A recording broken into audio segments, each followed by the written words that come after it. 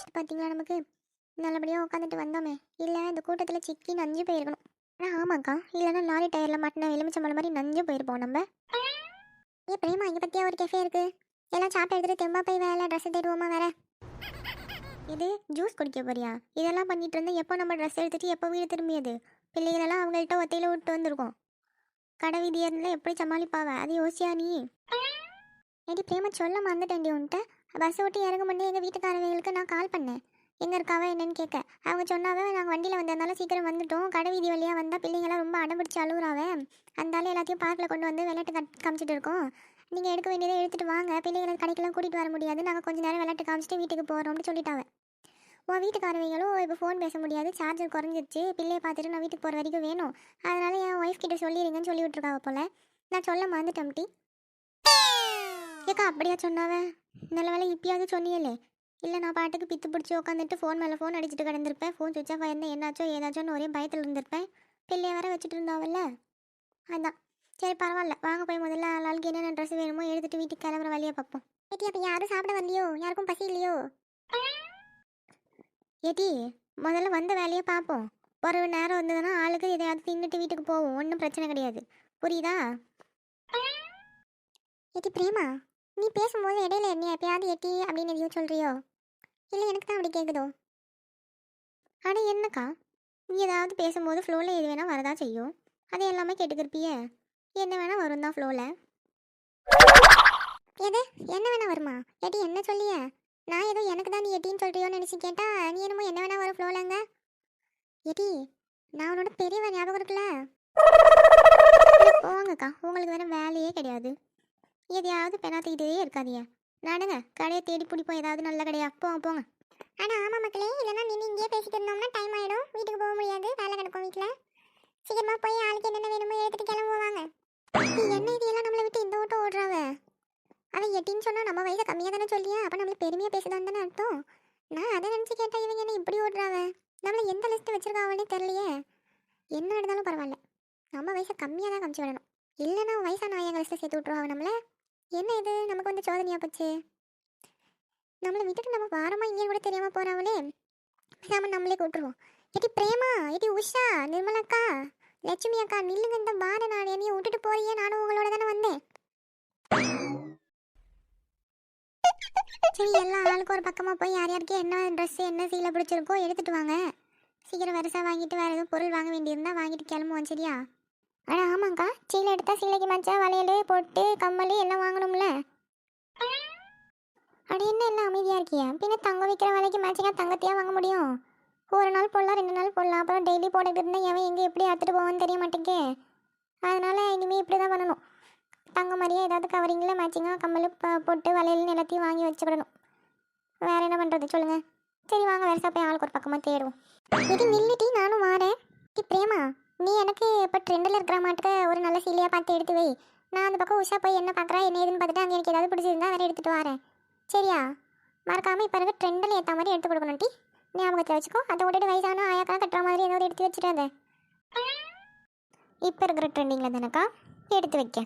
நான் எடுத்து வைப்பேன், நீங்கள் தான் கெட்டுவீங்களான்னு தெரியாது, பார்த்துக்கிடுங்க. அடி ஏன்ட்டி அப்படி சொல்லியா? நான் ட்ரெண்டிங்கில் இருக்க மாட்டேனோ? ஏக்கா, ட்ரெண்டிங்கில் நிறைய சீலை இருக்குக்கா. ஒரு எக்ஸாம்பிளுக்கு சொல்லியேன் பாருங்களேன். ஒரு சில சீலை வந்து டிரான்ஸ்பரண்ட்டாக இருக்கும், அதுக்கு வந்து ஸ்லீவ்லெஸ் ப்ளவுஸ் தான் போடணும். நல்லா சீலையே சிங்கிள் ஃப்ளீட் வச்சு ஸ்லீவ்லெஸ் ப்ளவுஸ் போட்டு அழகாக நடந்து வந்தால் சூப்பராக இருக்கும் ஹீரோயின் மட்டுக்க. நீங்கள் எப்படி கட்டுவீங்களா சொல்லுங்கள்? அட ஏன்ட்டி இப்படி கேட்க? நான் அப்படி கட்ட மாட்டேனோ? அட நீங்கள் கெட்ட மாட்டீங்கன்னு சொல்லலக்கா, நீங்கள் கெட்டுவீங்க, யார் பார்க்குறது? அதை தான் நான் அப்படி சொல்லியேன். என்ன கொழுப்பா உனக்கு? என்னைய வச்சே வேலை கட்டிக்கிருக்க நீ? பின்ன என்னக்கா, ட்ரெண்டிங்கில் எவ்வளவோ சாரீ இருக்குது, அதில் உங்களுக்கு எந்த மாதிரி வேணும்னு எதாவது சொன்னால் தானே நான் அதுக்கேற்ற மாதிரி நல்லா தேட முடியும். எதுவுமே சொல்லாமல் வெறுமனே ட்ரெண்டிங்னு சொன்னால் என்னத்தை தேடும் நான்? இப்போ இருக்க பிள்ளைங்களுக்கு எவ்வளவோ ட்ரெண்ட் வந்துருச்சு, ப்ளவுஸ்லேருந்து ஃபுல் பாவாடை கூட ஷேப் வேர்னு புதுசாக வந்திருக்கு. இதில் போயிட்டு நீங்கள் எதுவுமே சொல்லாமல் ஃபுல்லாக ட்ரெண்டிங்லன்னா நான் என்னென்னு தேடுறது? உங்கள் டேஸ்ட் என்னென்னு எனக்கு எப்படி தெரியும்? ஏதாவது சொல்லணும்ல. ஓ, நீ அப்படி சொல்லுதியாடி? எனக்கு அது புரியவே இல்லை. சரி, எப்படி சொல்கிறது? இப்போது எனக்கு வந்து அது வெயிட்டே இருக்கக்கூடாது, பார்க்க கொஞ்சம் சிம்பிளாக, ரொம்ப கிராண்டாக இருக்க வேணாம், ஓரளவுக்கு சிம்பிளாக இருக்கணும், புடவையில் வெயிட் இருக்கக்கூடாது, கட்டுறதுக்கு ஈஸியாக இருக்கணும், அழகாக இருக்கணும் புடவை. அந்த புடவை நான் கட்டினதும் இன்னும் என்ன அழகாக இருக்கணும் பார்த்துக்கிட. அந்த மாதிரி ஏதாவது ஒரு நல்ல புடவையாக தேடி கண்டுபிடிச்சி கொண்டு வா. அதுக்குள்ளே நான் போய் அந்த பக்கம் என் பிள்ளைகளுக்கும் என் வீட்டுக்காரங்களுக்கும் ஏதாவது ட்ரெஸ் கிடச்சதுன்னா தேடி எடுத்துகிட்டு வரேன். வந்து நம்ம அதுக்கப்புறம் என்ன புடவை என்ன பண்ணுறது ஏதுன்னு பார்ப்போம். சரியா? சரி, சீக்கிரம் பார்த்து வை, நான் போயிட்டு வரேன். நீங்கள் கேட்ட அம்சங்கள் வேணும்னா அது இந்த கடையில் இல்லை, எந்த கடையில் தேடினாலும் ரொம்ப கஷ்டம் பார்த்துக்கிடுங்க. 190% இந்த மாதிரி புடவை கிடைக்கவே கிடைக்காது. அந்த 10% உங்களுக்கு லக் இருந்ததுன்னா கிடைச்சிரும்.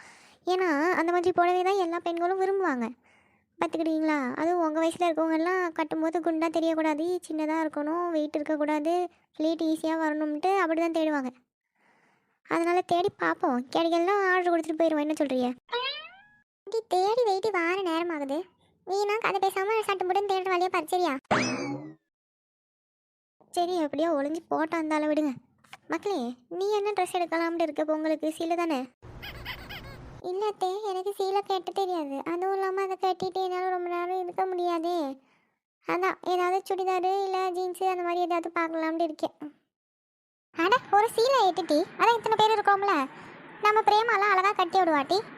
அதனால தான் அவளை இப்போ புடவை எடுக்கவே அழைச்சிட்டு வந்திருக்கோம். உனக்கு பிடிச்ச மாதிரி நல்லதாக ஒன்று பார்த்து ஏடு, அதெல்லாம் போகவும் பழகிடும்.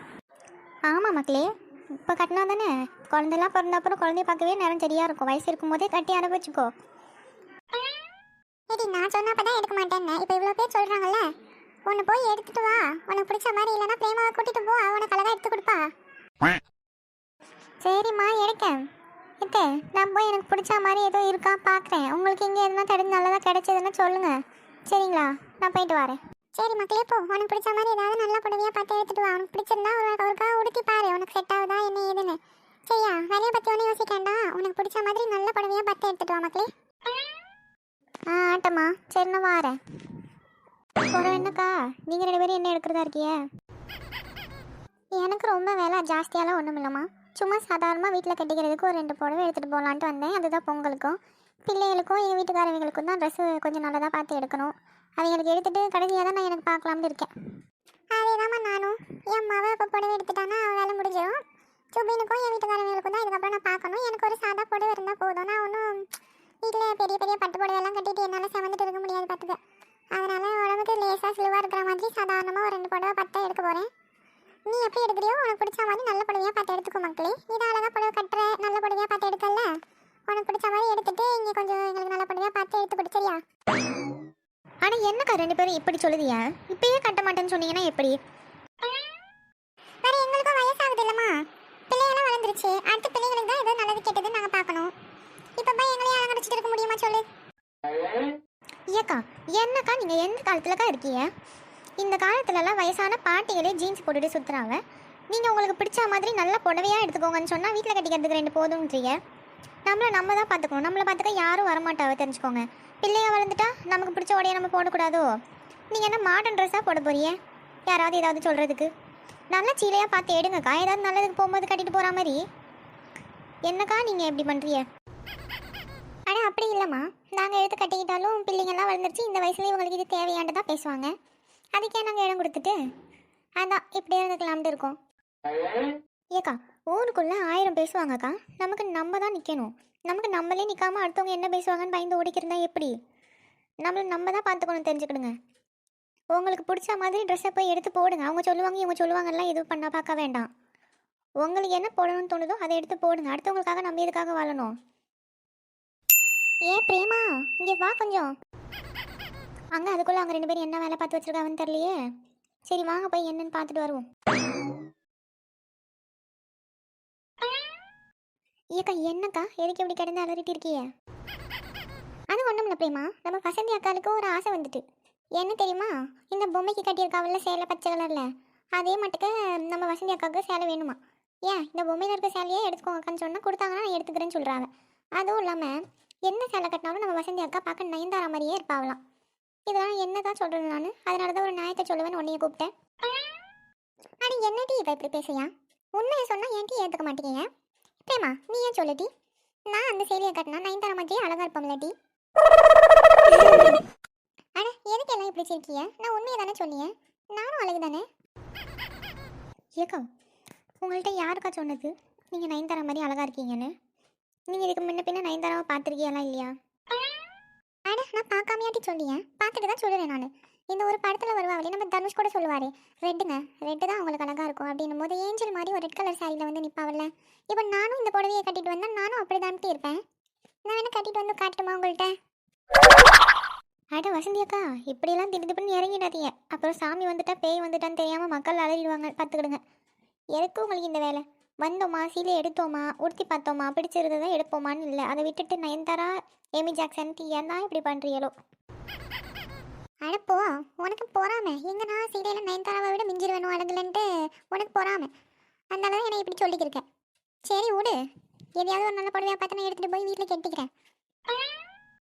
ஏம்மா, எங்கே இருக்கிய? இதோ இந்த பக்கம் பாரு மக்களே, இங்கே இருக்கும். அந்த வாரமா, அதில் நில்லுங்க, அதை வாரேன். என்ன மக்களே, நாங்கள் பேசிக்கிற மாதிரியே வந்து நிற்க எம்பிட்டு அழகா இருக்கு தெரியுமா மக்களே? அப்படியா அத்தை? நிஜமாவே நல்லா இருக்கா இந்த சேலை எனக்கு?